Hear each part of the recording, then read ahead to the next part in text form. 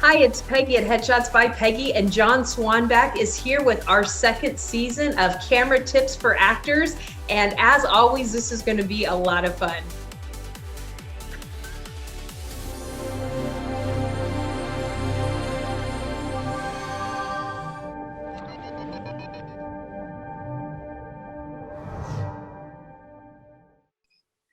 I just realized. Yay.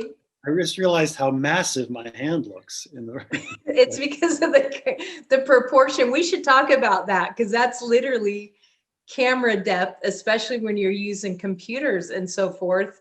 Cell phones, the depth is really, Yes. it can play on how you look on camera. It's like a paw. That's funny. Well, we made it. It's 2021. It's 2021. Great to have made it. I saw on Instagram, someone had a photo of, could have been a doctor or hospital employee, could have just been a person in an office. I don't remember because I was so struck by what he wrote. Anyway, so he had a mask on and he was looking at the camera and he was holding up a sign to the camera that said, "If you're still here, 2020 wasn't so bad." And I thought, It's true. Great, because all of us have been complaining, 2020 sucks, 2020 sucks, excuse my language. But I thought, oh, that was a good perspective. If you're still here, wasn't that bad. We've lost 5 people in our circle, and it's tough. It's tough to, 2020 was a good year for us in a lot of ways, and I always try to look on the positive things, but we also have to realize that it was a year of loss, human life, businesses, money. It was a tough year. I think we need to honor that and respect that the fact that we are alive here today is a win, and we should all be thankful that we've made it. You've lost 5 people in your circle. We have lost 5 people. And there's no funerals. There's no, it's just a really different way to grieve loss this year, Wow, incredible. Yeah, so it's, not all of them died from COVID, but many of them did. And it's been a lot. It's been a lot to process. Wow. Sorry to hear that. Sorry to hear about the loss. But yes. Yeah. Strange all around. But we're here. Strange. Camera Tips for Actors pushes on. Yes, we're here. And neither one of us did anything fun for New Year's Eve. We didn't go party because there were none. We stayed home and did what we were supposed to do. Right. But yeah, that's exciting. So what are you looking forward to in 2021? We don't know if things are going to open up or not. So what are you looking forward to? Well, life-wise, career-wise? Yes, I've been thinking a lot about this because none of us know what's going to happen and when.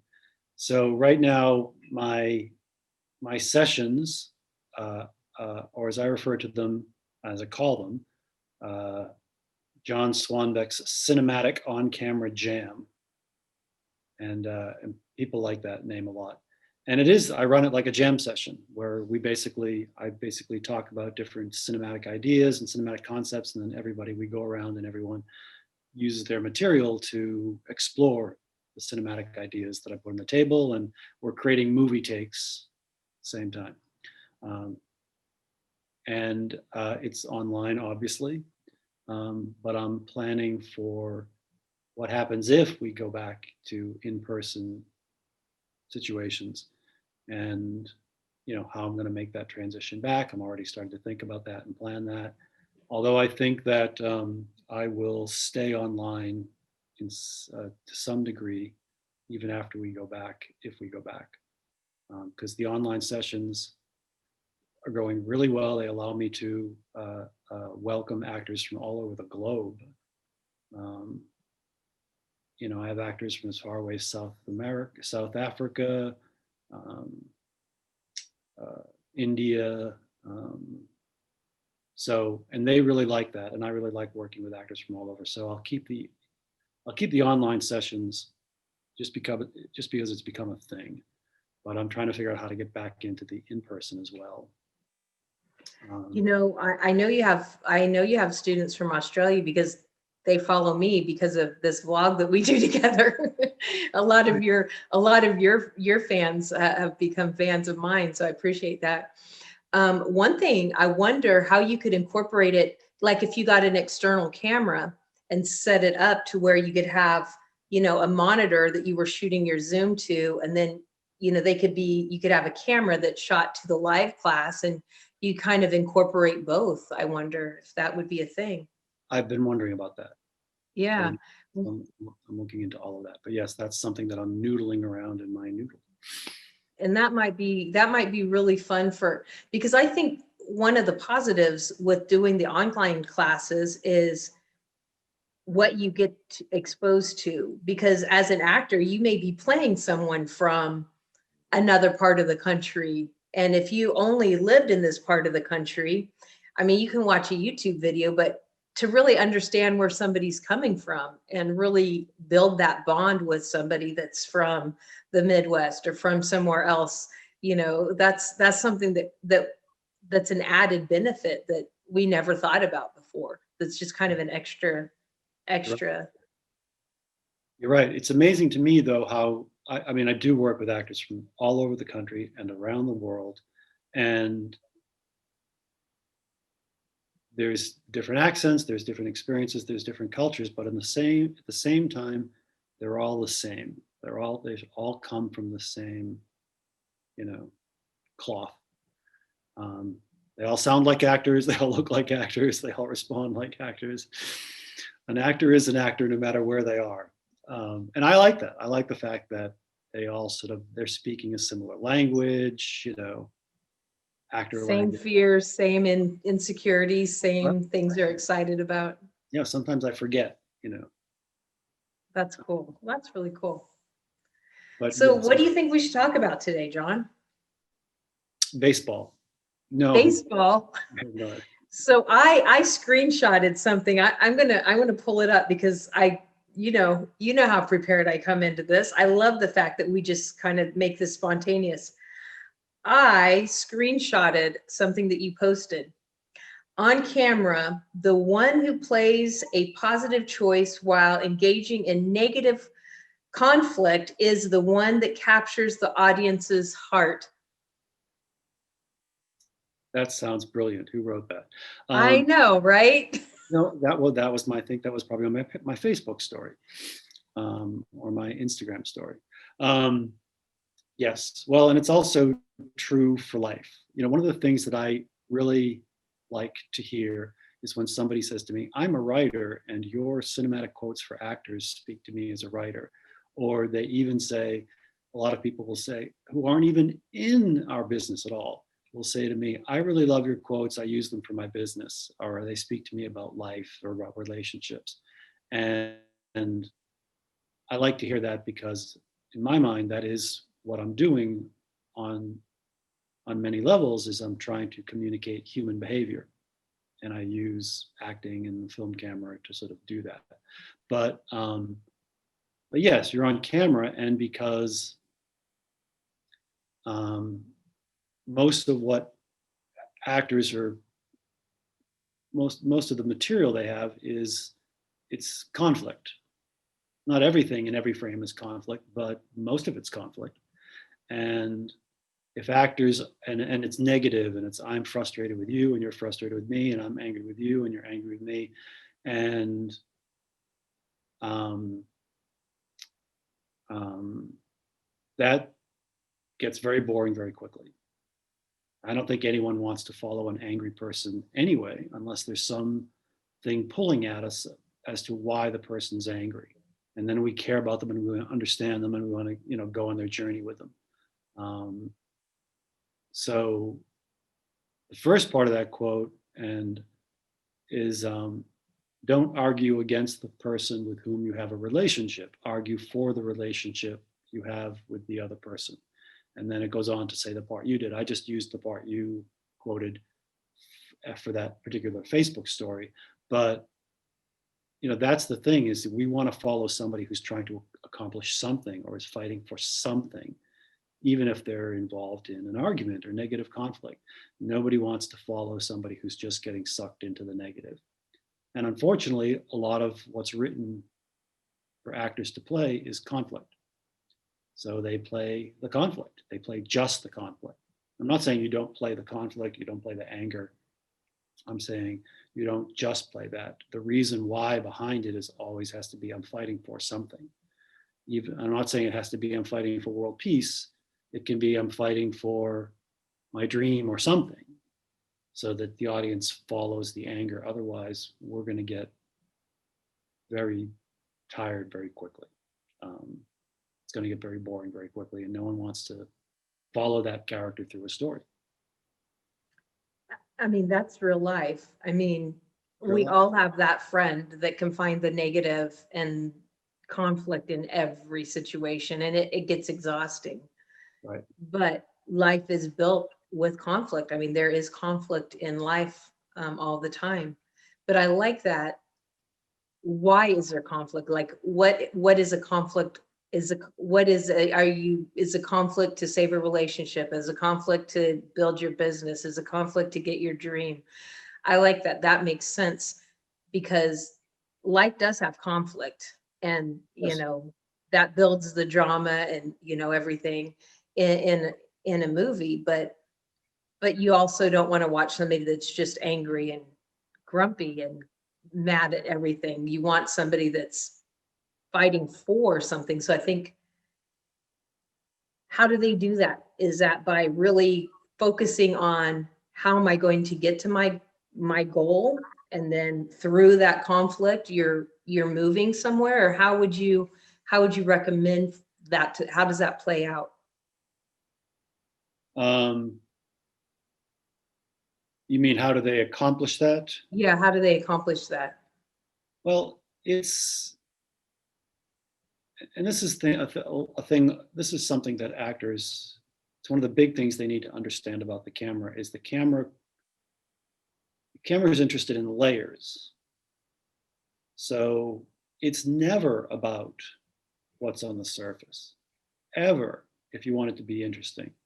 So I think I don't know, I may have shown this before. Here's my little, here's the scene. And here's an actor coming along and does a great job of playing the scene, and that's just flat and one dimensional. I mean, I don't care how you go at it, that's flat and one dimensional.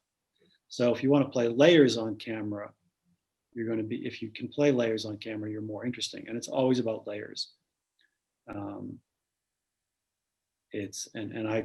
highlighted that one because a lot of what's written on pages is conflict, but no matter what you're creating on camera, if you can create layers, that's where the gold is. That's what's interesting.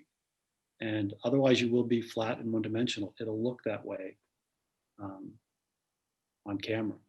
And, you and I were talking earlier just about, cameras and setups for Zoom and different ways to utilize Zoom with the camera.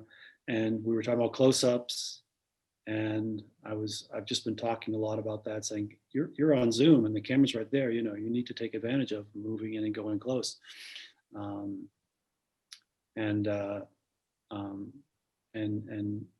because you're working in a close-up, the camera can see those layers in the eyes.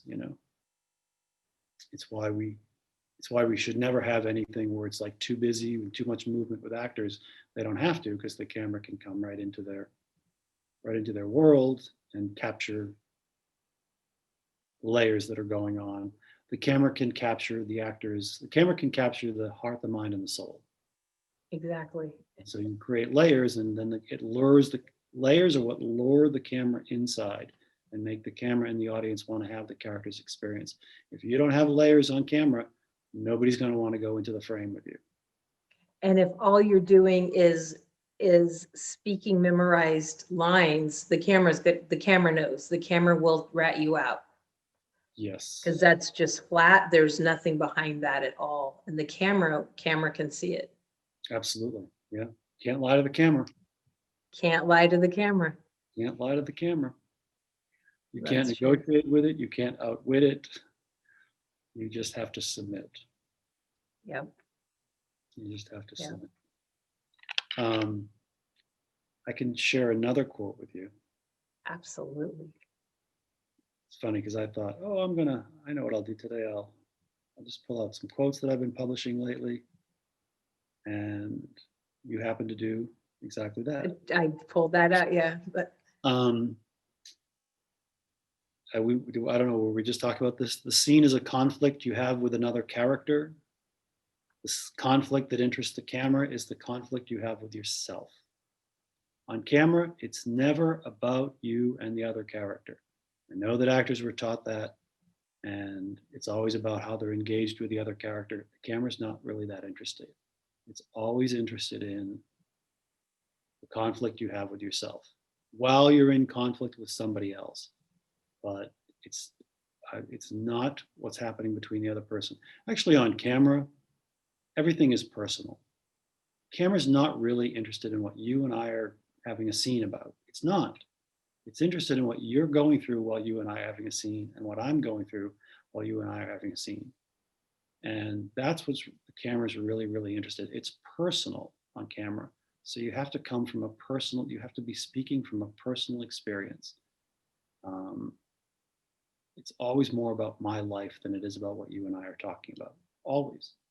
And because actors are so trained to have that interchange between them and the other character, they don't think about that. You know, the camera was designed as a silent film medium.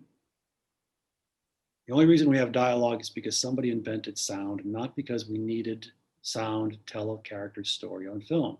Now dialogue's integral, but the camera was designed to capture character without scene, without dialogue, so characters and what they're going through, and that's always been the case. That'll never change. So it's you have to create for that. That's the right. The camera has the ability to tell the story without dialogue, and the dialogue's just the extra bonus. That's true, because first it was still cameras, and it was motion pictures, which was what we're looking at now. It's multiple still images lined up to give us the impression that we're watching a streaming steady view, right. and then the sound added on separately. That's true. Right. And so that's the camera was designed to read the character's heart, mind, and soul, and you have to create for that. And that doesn't happen just because it happens. You have to put the pieces together in such a way that that's what you're creating. And that's one of the biggest things that actors need to realize when they're working on camera, or they're not going to look that interesting. And again, you were just talking about Merrick was getting ready to do a close-up if the callback he had warranted, and they were because they're thinking more about close-ups. I mean, they've always been thinking about more close-ups, but I tell actors the same thing. I don't care if you're on Zoom, it's becoming more and more about close-ups. So you have to learn to create that way. And so Yeah. that way, the way we're talking about. Yeah, we've got it set up to where we have an external camera now for the Zoom, because it looks so much, it takes one distraction out of the factor. And that's, it's with everything going Zoom and self-tapes, it's time that you're going to have to learn how to use, first last year it was like, let's learn how to do self-tapes. We've got to learn how to do self-tapes. Now this year it's how to get the Zoom looking good, because callbacks are on Zoom now. I mean, this is a world we live in, and it may or may not change. So we need to prepare for this being more of a norm. And not, last year it was like, when we went into this, we're like, okay, we've got to learn how to survive for the next month until things open back up. And we're like, it was like survival tips. It was like, okay, throw this together, throw that together. This will be good enough. Now it's like, okay, now we have to really do this. You have to be able to give a good self-tape. You have to be able to be articulate with Zoom, and, move things around and do things, have a good lighting, have a good backdrop. You have to have all those now. It's not a question. It's not an option. It's not survival. It's the way things are going to be done now. Right. And I don't think they're going back even after we're in person, because. Well, this saves a production so much time and money. Why would they go back to in person? Exactly. And casting directors love it. So. I mean, it was something that they would have never probably thought of doing, but now that it's here, there's no reason for them to get rid of it. Right. Now the actor's doing all the work. I mean, it's tough. It's an extra job. It's an extra part of the job of being an actor now. And it's, it's maybe not fair. My least favorite, if you know me personally, is the whole, that's not fair. Well, I don't know who raised you, but if they told you life was fair, they lied. Yes, it This doesn't is matter if it's fair. It the is. way it is. You're right. It's the actors have, and I'm sure your viewers are already experiencing this. They have to start thinking more like they're in production, and just to do an audition is becoming, they want multiple setups and they want all different kinds of things that actors never had to think about, and No. it takes up time. But if you want to get hired, Yeah, if you want to get hired, you need to, this is part of life now. It's something that we've got to do. So, yay. hey, But we all have, everyone has a cell phone. Everyone has the capability. They just have to learn how to perfect it. yes, that's right, and it can take a little time and thought. It can take a little time and thought, but it's manageable. Absolutely. It's manageable. All right. So you want to give us another quote? I know you have one. The quote master. The quote master. Hey, is that calendar? Is a quote a day coming out? Is that a thing? What happened to that? What happened to that? Possibly. I'm thinking of. There are a couple of book ideas. The quote per day calendar I'm thinking of coming out with, I'm not sure. Not sure when. So this year will be a very productive year because there's a number of projects like that. I just don't know when it's going to come out because there's a really cool idea for a book I have, and I also want to get that out at the same time. So. Okay, cool. Do you have a publisher? I have, we can talk later. I have a publisher. So yeah, we'll talk later. Let's talk definitely later because I'm looking for that. So that would be good. Let's do that. All right, perfect. Okay, so here's one that's going to be going out since we're not going to see each other again for another month. We won't get to see your viewers anyway together for another month. I'll give them this one, which is going to be going out in the next week or so. Acting on camera is like being an emotional giant living in a teeny tiny house. Yeah. Being an emotional giant living in a teeny tiny house. I like that one. Sometimes I feel like that as a person. Like sometimes I feel like all this going on, all these emotions going on, and where do you put them? But being on camera, because I feel like the camera captures everything. It captures when you're processing things, when you're sad. If you came on and told me some very sad news, I wouldn't be able to hide it. Like the camera would grab it. It would see me go, oh, even if I tried to, and that's the job of the camera. And I think the more that we respect and acknowledge that's the camera doing its job. And okay, it's like a car. If you put the right kind of fuel in the car, your car is going to work. Obviously there's lots of other components to it. Right. But when you give the camera the right lighting and you know how to stand and you know how you look in front of the camera and you understand where the camera's at and what it needs, and you give the camera what it needs, it's going to do its job. Right, exactly. And I'm sure you encounter that all the time in your headshot sessions. You're trying to pull out something from within them, so the camera can capture it. Because that's always more interesting on camera in a headshot or in an actual film. Right. Exactly. That's good. That's good. I This love next, it. this next one is, just because you understand how your character feels doesn't mean your character does. What makes characters interesting on camera is watching them struggle with emotions they feel but don't understand. Actors do this incredible deep dive into the scene, and they come out understanding everything that their character's going through. But we don't even do that in life.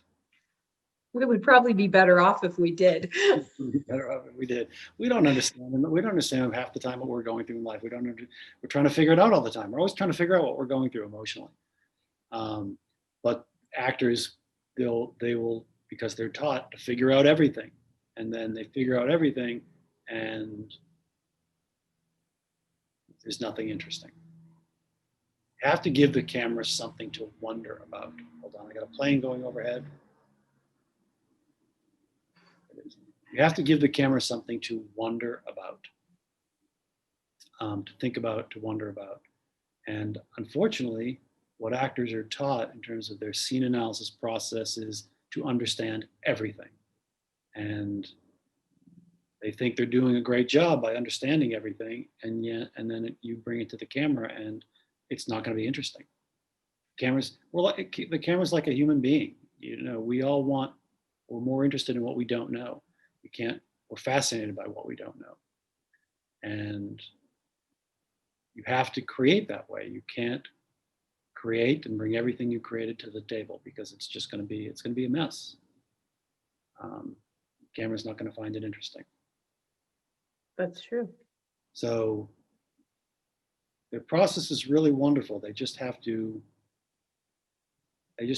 think about how to use it on camera, because the camera's not interested in their process the way it was designed.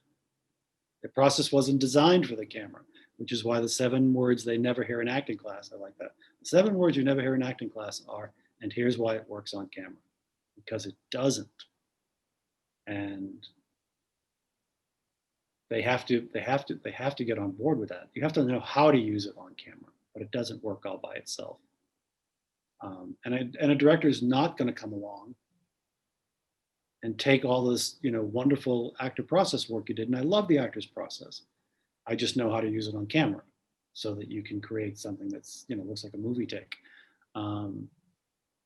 But you can't expect a director is going to do this either. It's not the director's job. The director doesn't want to have to make you, the DP's, work on it. Doesn't want to take your work as a DP and make it work on camera. And they don't want to do it for the actor. That's not the director's job. And actors are taught that, director will come along, and actors love that. They love to delve into their process and really thoroughly do it, and then put it on the table and look at the director like, help, do something. And directors in auditions, directors are looking for people who know how to work. In auditions, directors are looking for people who don't need to be directed. And then, of course, they want to get in and talk story and character. They do want to actually work with them, but they don't want to have to work with them. Nobody wants to have to work with them. And actors are really taught that, just delve into your process, throw it on the table, and like a little puppy dog, like, save me. And directors are not interested in that. So, but it can be, it's just if you understand how the camera thinks, that makes it much easier.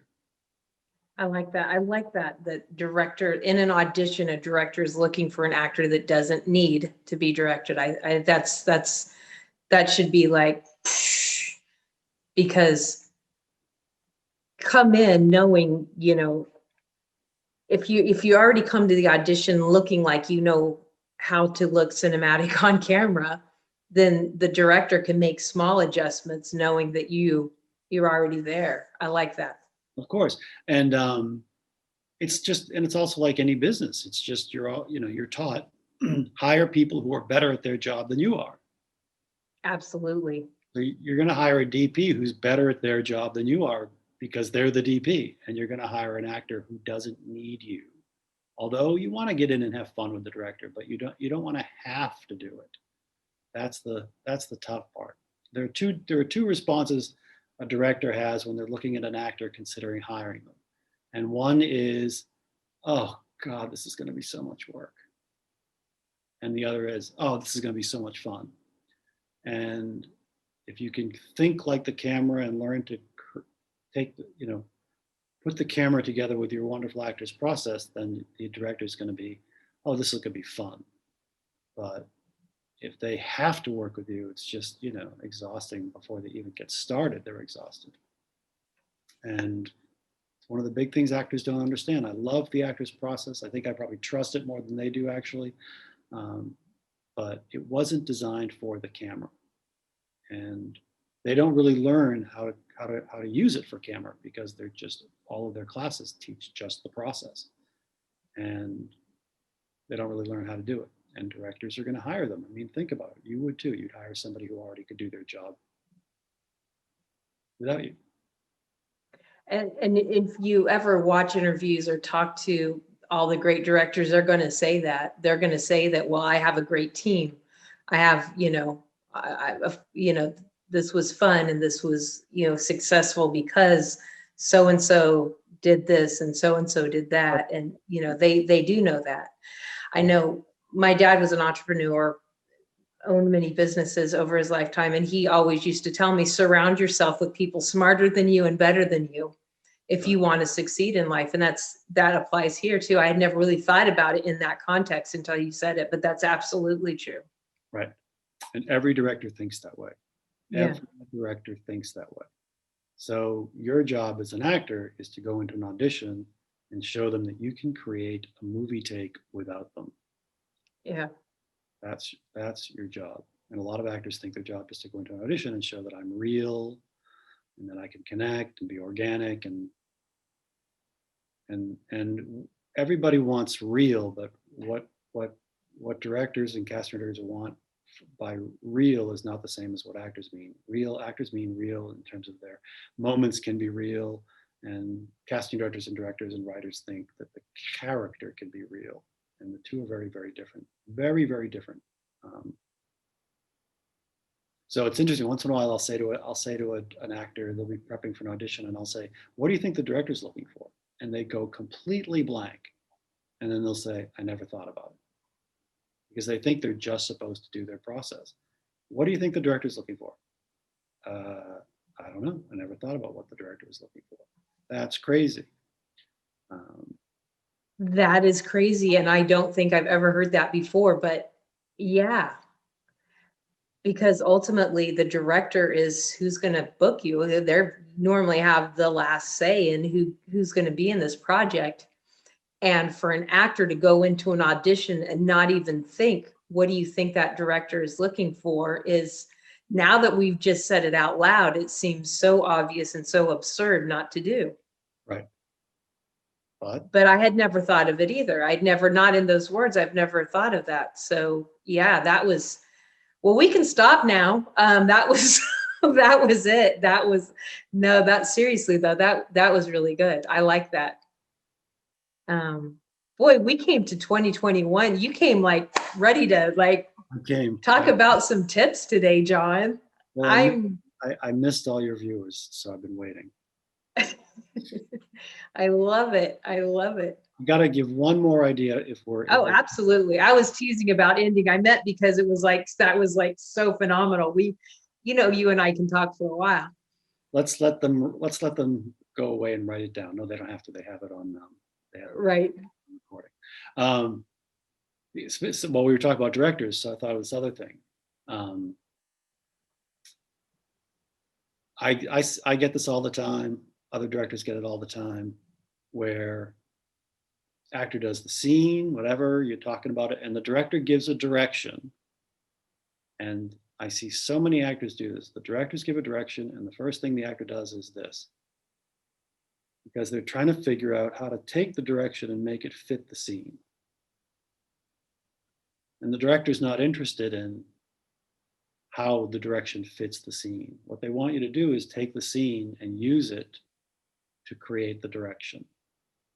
And it doesn't mean the director doesn't care about the script. That's not it. The director does care about the script, but that's not how you take a direction. You don't take, because if you take a direction and you try to make it fit the script, it's not going to pop.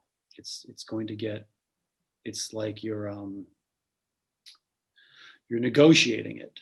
And so it's not going to pop. And so the actor doesn't see their direction come out, because the director trusts the material, but the director trusts the material is going to already work by itself. That the right actor doesn't need to make the scene work. That's not the actor's job, is to make the scene work.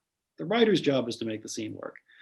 And the director knows that. So the director trusts the material and trusts that it's going to work. So the director gives a direction, and what she or he wants is for the actor to play sort of cinematic improv and take the scene and use it to make the director's idea come across. And it's why a director will give a direction, it's not quite there, it's getting there. And then we'll go at it again, and we'll go at it again, and we'll go at it again. And it's never quite popping because the actor's hanging on to that scene for dear life, and they're trying to figure out they constantly trying to figure out how to make the direction fit the scene. And they want to think about it more as cinematic improv. If two people are having an argument and I say, play it like a love scene, then you have to use the scene to play it like it's a love scene. It is also going to be an argument because that's the way the scene's written, and your wonderful actor's process has already taken care of that. But it'll be more cinematic and more vivid on camera. And because they're not doing that, always coming back to, yeah, but how do I make it fit the scene? It never takes off. And so the director's like thinks, let's go again, let's go again, let's go again, let's do it again. And it's never popping. So then the director can think of nothing except, let's just do one where we have to blow it out, where we have to go over the top, which no real director is ever going to say anyway, but I'm sure a lot of your actors have heard that in some of the independent productions they've done, where the director just says, let's just do one where we go over the top and we just knock it out of the ballpark. And actor thinks, oh, what a terrible direction. But the only reason they're giving that direction is because the actor will not do their job, which is to use the scene to make the direction work. The job is not to fit the direction to the scene. That's a big mistake actors make. And then directors get frustrated. So I always say that's how you don't get rehired. If you want to not be rehired, that's how you do it. Right, because what you want is the director to be impressed how easy you were to work with and how quickly you made it all work together. Not, I had to give him 20 different, directions, and I had to, nobody wants to do that. Nobody wants to work that hard. Of course not. Nor should they. Nor should they. I feel like, when I'm doing headshots, sometimes, that's my job. I'm directing them what to do. And there are some people, and actors are not natural in front of the camera when it's headshots. It's a whole different thing. But I know that there are some people that I have to direct, and, really, like, it's like pulling teeth. And when I'm done, I'm tired, like emotionally drained. Exactly. And there's other times, I go in there and I come out and I'm like charged up, and I'm like, I can't wait to edit these. This is like, it was so fun. It was so easy. And that's what a director wants to leave every day. A day of shooting is hard work. Right. I've been honored to experience that. And I think everybody should look at, what it is, on set, and, different people's jobs, because it gives you an appreciation for it's a day's work, as much as we love it and as much as it's our passion, it is still a day's work. And sometimes these days can be long days. And so if that director is just having to pull nails to get you, pull teeth just to get you to give him a fraction of what he can live with, he doesn't want to work with you again. He's exhausted by the time that project's over. Exactly. And some actors will say, well, that's the director's job. It's not. If they do not want to have to pull a performance out of anyone, that is not an accomplishment. You're absolutely right. Yeah.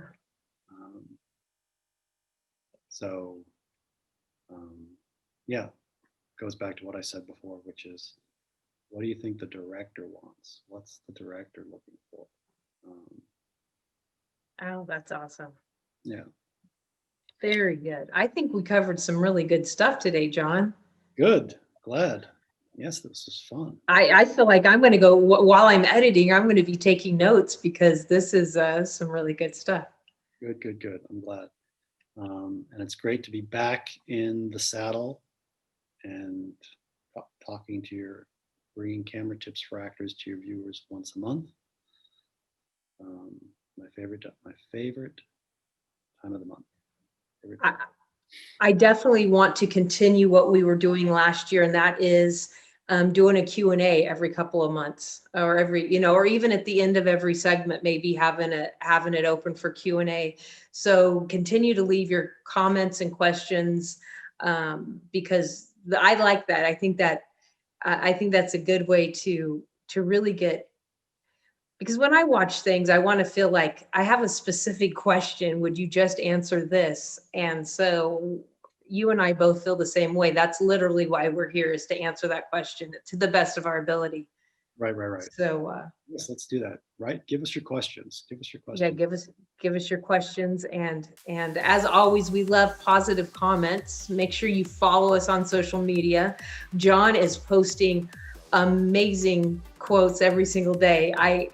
That's one of the highlights of my day, is to just like and some days they're like, oh, that's good. And some days it's like, oh, screenshot that. I'm stealing that. I mean, using that. I would never steal your quotes, John. I always give you credit the first 2 times I use them. What did I say? Share the power, quote the source, share the power, something like that. Yeah. So I always laugh. It's like, well, if you give me credit at least the first 2 times, then you can take it for your own. So I always at least give you credit the first 2 times I quote you. Quote the source. That's funny. Well, thank you again, John. I always love our time together, and this was incredible. This was really good. I think we kicked off 2021 in a very positive and energetic way.